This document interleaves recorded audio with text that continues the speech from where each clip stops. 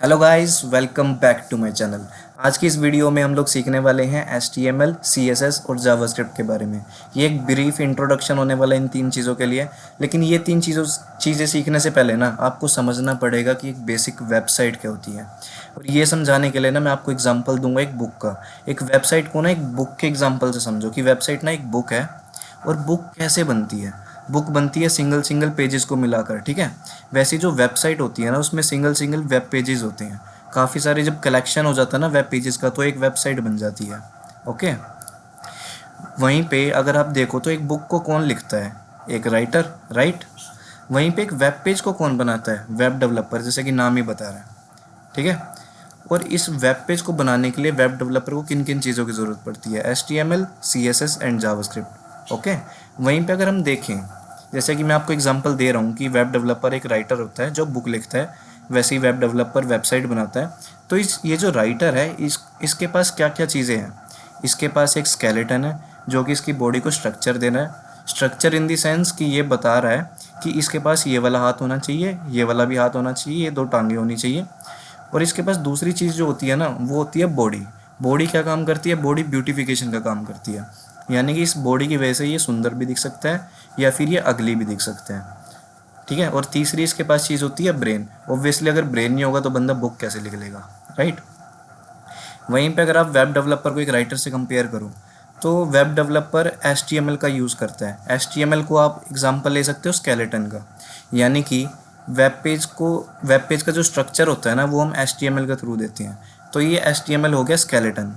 दूसरा CSS का आप एग्जांपल ले सकते हो बॉडी का। यानी कि जैसे बॉडी ब्यूटिफिकेशन करती है ना, सुंदर दिखाती है हमें, वैसे ही CSS ना हमारे वेब पेज को सुंदर दिखाती है। ओके।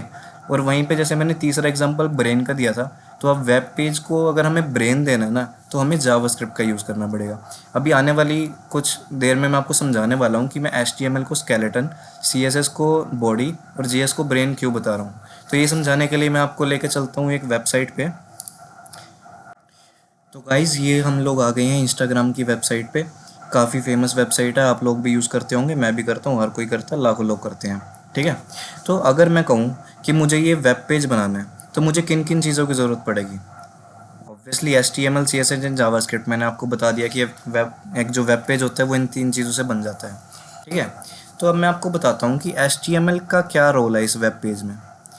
वो दिखाने के लिए मैं एक काम करता हूँ, इस वेब पेज से ना CSS निकाल देता हूँ, ठीक है। मैंने CSS निकाल दिया। अब देखो ये वेब पेज कैसे दिख रहा है, हो गया ना, मतलब अगली हो गया पहले से काफ़ी। तो ना HTML को आप ऐसा समझो कि HTML के थ्रू ना मैं ये बता रहा हूँ कि मेरे वेब पेज में ना क्या क्या होना चाहिए। जैसे मुझे यहाँ पे लोगो चाहिए, मुझे उसके बाद ये इमेज चाहिए जिसमें ये सुंदर सी लड़की है और ये किटन हो, ठीक है। उसके बाद ये दूसरी इमेज होनी चाहिए। उसके बाद ये इनपुट टैग होना चाहिए जहाँ पे जो यूज़र आएगा वो अपना यूज़र नेम या ईमेल आईडी डालेगा। एक पासवर्ड का इनपुट टैग होना चाहिए जहाँ पे वो पासवर्ड डालेगा। उसके बाद ये लॉगिन बटन चाहिए कि जब वो ये दोनों चीज़ें डाल देगा तो लॉगिन कर सके। या फिर अगर कोई मेरे जैसा बंदा है ना, डम बंदा जो अपना पासवर्ड भूलता रहता है फ्रिक्वेंटली, तो उसके लिए देखो फॉरगेट पासवर्ड भी दे रखा है। ओके। उसके बाद मेरे को चाहिए ये इमेज भी चाहिए, मुझे ये चाहिए, मुझे सब कुछ चाहिए भाई, ठीक है। मैंने बता दिया मुझे ये सब चीज़ें चाहिए। लेकिन अभी ना ये अच्छा नहीं लग रहा। ये सब ऐड तो हो गया मेरे वेब पेज पे, देखो दिख रहा है, लेकिन मुझे ये ना अच्छा नहीं लग रहा। तो इसको अच्छा बनाने के लिए ना हम लोग किसका यूज़ करेंगे? CSS। ओके। अब मैं इसमें ना वापस से CSS डाल देता हूँ। तो देखो मैंने CSS डाल दी, वापस आ गई ना इसमें जान। अब कैसे बढ़िया लग रहा है, ये सब फ़ोन के अंदर आ गया है, ये सब चीज़ें इधर आ गया। जो पहले इनपुट टैग नीचे आ रहा था अब वो राइट साइड में आ गया है। ये लॉगिन का बटन जो पहले गंदा सा लग रहा था, नीचे छोटा सा आ रहा था, अब इसमें ये ब्लू कलर आ गया है। और ये लोगो वगैरह आ गए हैं और ये फ़ोटो की ना विड्थ सेट हो गया, मतलब ये छोटी हो गया। पहले कितना बड़ी इमेज आ रही थी यहाँ नीचे। तो ये सब मैंने कैसे किया? ये सब मैंने किया CSS की मदद से। अगर आप अब ना कई लोग मेरे पास आएंगे और मुझे बोलेंगे कि भाई अगर हमारा काम ना HTML और CSS से हो रहा है, अगर मैं इन दो चीज़ों से एक वेब पेज बना पा रहा हूँ, तो भाई हमें जावास्क्रिप्ट की लोड क्या है, हमें नीड क्या है जावास्क्रिप्ट की। तो यही चीज़ समझाने के लिए ना मैंने आपको इंस्टाग्राम का एग्जांपल दिया। ऐसी बहुत सी वेबसाइट्स हैं जहाँ पे सिर्फ ये दो चीज़ें यूज़ करके पूरी वेबसाइट बन गई है। लेकिन ना अगर हमें इंस्टाग्राम जैसा वेब पेज बनाना है ना, अब इसमें देखो क्या चीज़ है। इसमें एक ना इनपुट टैग है जहाँ पे बंदा आके अपना ना ईमेल आईडी डालेगा, अब अपना पासवर्ड डालेगा। उसके बाद ना ये लॉगिन का बटन है।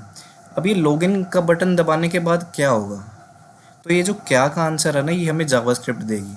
अब हमें हमारे वेब पेज को क्या पता कि ये बटन दबाने से एक्चुअल में होना क्या चाहिए, ठीक है। तो जावास्क्रिप्ट क्या करती है, हम ना जावास्क्रिप्ट के थ्रू ना इस बटन को फंक्शनैलिटी दे सकते हैं। फंक्शनैलिटी इन द सेंस कि हम इसको कह सकते हैं कि जब कोई यूज़र आएगा वो अपना ईमेल आईडी डालेगा, अपना पासवर्ड डालेगा, और जब लॉगिन दबाएगा, लॉगिन का बटन दबाएगा, तो जावास्क्रिप्ट क्या करेगी, जावास्क्रिप्ट ना ये दोनों वैल्यूज़ ले लेगी, ठीक है। इन दोनों वैल्यूज़ को लेके जाएगी अपने डेटाबेस के पास। डेटाबेस कुछ नहीं होता, एक रिकॉर्ड होता है जहाँ पे ना इंस्टाग्राम पे जितने भी लोगों ने अपना अकाउंट बनाया है, लाखों करोड़ों जितने भी लोग हैं, वहाँ पे उनकी यूज़र नेम और पासवर्ड रखा हुआ है, ठीक है, सेफली रखा हुआ है। तो जावास्क्रिप्ट गई, इन दो चीज़ों को वहाँ पे मैच किया कि एक्चुअल में ऐसा कोई पर्सन है जिसका ईमेल आईडी और पासवर्ड ऐसा है। अगर तो वो चीज़ वहाँ पे मैच हो जाती है, तब तो ये बटन हमें आगे जाने देगा, मतलब उस पर्सन को ना एक्सेस मिल जाएगा अपनी आईडी यूज़ करने का, यानी कि वो ये सब देख सकता है अंदर पे, ठीक है, अपनी आईडी चला सकता है, रील्स देख सकता है, स्टोरीज डाल सकता है। लेकिन अगर तो इसमें कुछ कम ज़्यादा हो गया, मान लो मैंने ये लास्ट वर्ड हटा दिया, अब ये लॉगिन वाला बटन क्या करेगा, चलो देखते हैं। ये मैंने लॉगिन किया, देखो इसने बोला कि ये there was a problem logging you into Instagram, please try again soon, और भागो यहाँ से। तो इसने ऐसा बोल दिया, नहीं भागो यहाँ से नहीं बोला इसने, ये काफ़ी सेंसेबल तरीके से बोलते हैं। तो इसने हमें आगे नहीं जाने दिया। तो ये सब जो चीज़ें होती है ना इसके बैकग्राउंड में, कि भाई लॉगिन करने से क्या होगा, या तो इसको एक्सेस मिलेगा या नहीं मिलेगा, तो ये सब हम चीज़ें करते हैं जावास्क्रिप्ट के थ्रू, ठीक है। अब आपको यहाँ तक समझ में आ गया होगा कि HTML क्या करती है। HTML के थ्रू हम बताते हैं कि हमें हमारे वेब पेज में एक्चुअल में क्या चाहिए, हमें इमेज चाहिए, हमें ये टेक्स्ट चाहिए, हमें इनपुट टेक्स्ट चाहिए, हमें ये बटन चाहिए, हमें ये फ़ोटो चाहिए, जो भी चाहिए हमने सब डाल दिया। उसके बाद लेकिन हमारी वेब पेज अच्छा नहीं लगेगा, उसको अच्छा दिखाने के लिए हम लोग यूज़ करेंगे CSS का। और अगर हमें कोई ऐसी फंक्शनैलिटी चाहिए कि हमें कुछ करवाना है, ठीक है, अपने वेब पेज पे कुछ ऐसी फंक्शनल चीज़ें करनी है, तो हम उसमें यूज़ करेंगे JS का, ठीक है। अब हम वापस से चलते हैं अपनी प्रेजेंटेशन पे। तो ये मैंने आपको समझा दिया कि वेब डेवलपर 3 चीज़ों का यूज़ करके वेब पेज बना लेता है, ठीक है। अब हम आगे बढ़ते हैं। अब हम लोग समझेंगे कि एक जो वेब होता है वो आखिर में काम कैसे करता है।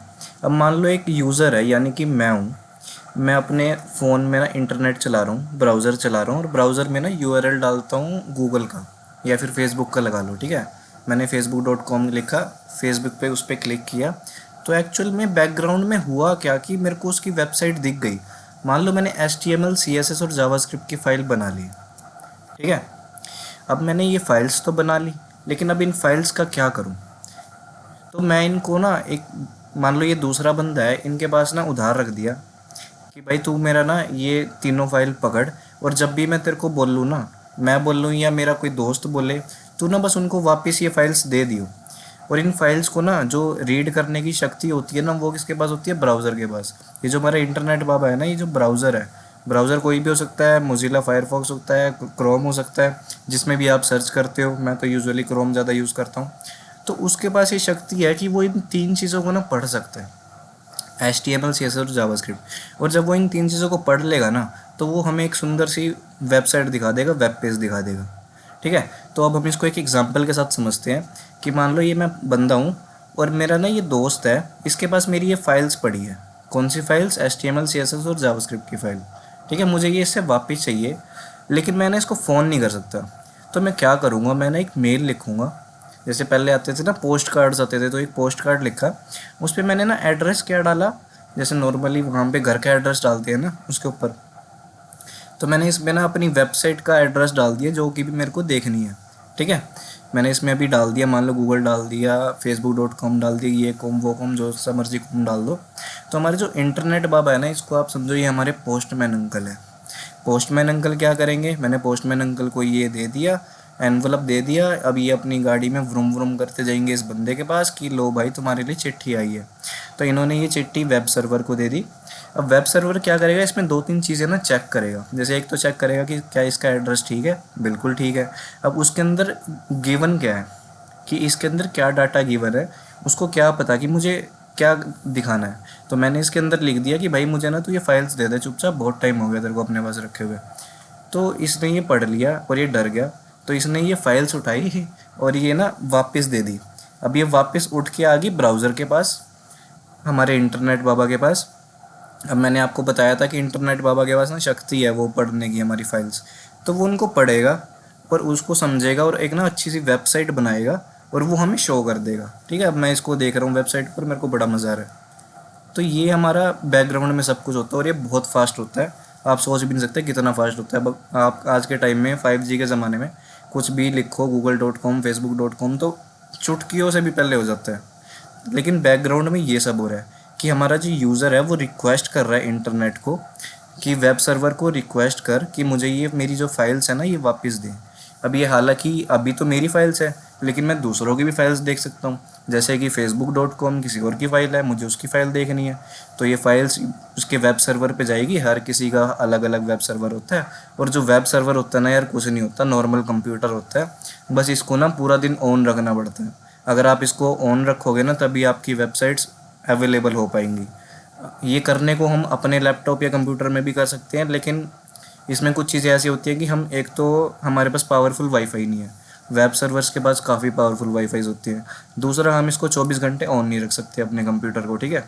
तो इसीलिए हम क्या करते हैं, हम रेंटेड स्पेस लेते हैं वेब सर्वर पे, कि हम इसको पैसे देते हैं कि भाई तू हमारी फाइल्स रख, और जब भी कोई इनकी रिक्वेस्ट करेगा ना कि हमें ये फाइल्स दिखाओ, तो तू बस इंटरनेट को ये वापस दे दियो थोड़ी बहुत इन्फॉर्मेशन चेक करके कि भाई उसका एड्रेस तो ठीक है, और 2-3 चीज़ें होती है, मैं ज़्यादा कॉम्प्लिकेसी में नहीं जाऊँगा, नहीं तो ये वीडियो काफ़ी लंबी हो जाएगी, ऑलरेडी काफ़ी लंबी हो गई है।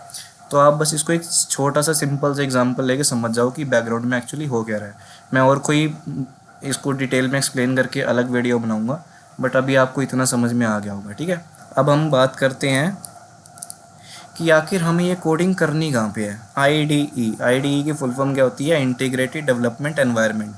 यानी कि देसी भाषा में मैं तुम्हें समझाऊँ तो एक यार नॉर्मल सा नोटपैड होता है जहाँ पे तुम अपना कीबोर्ड का यूज़ करके अपना ये सब लिख सकते हो। तो इसके कुछ फेमस एग्जांपल्स हैं, नोटपैड हो गया, ब्रैकेट हो गया, सबलाइम हो गया, VS कोड हो गया। पर मेरी पर्सनल प्रेफरेंस जो है ना वो VS कोड की है, क्योंकि आज के टाइम में ना 90% ऑफ द जो कोडर्स है ना वो VS कोड का यूज़ करते हैं। क्यों? क्योंकि ये हमें काफ़ी सारी फंक्शनैलिटीज़ देती है, ये काफ़ी ईजी टू यूज़ है, और इसका इंटरफेस काफ़ी अच्छा है भाई, मान के देखो मेरी बात। तो हम लोग भी आगे अपनी वीडियोस में VS कोड का यूज़ करेंगे। तो गाइज़ थैंक्स फॉर वॉचिंग। अब आने वाली वीडियो में हम लोग सीखेंगे कि VS कोड को अपने सिस्टम पे इंस्टॉल कैसे करना है और उसको यूज़ कैसे करना है। और अगर आपको इस वीडियो से कुछ भी सीखने को मिला हो या मेरी वीडियो अच्छी लगी हो तो प्लीज़ यार चैनल को सब्सक्राइब कर देना, लाइक कर देना, और नीचे घंटा बजा देना चैनल के नीचे। Okay bye guys.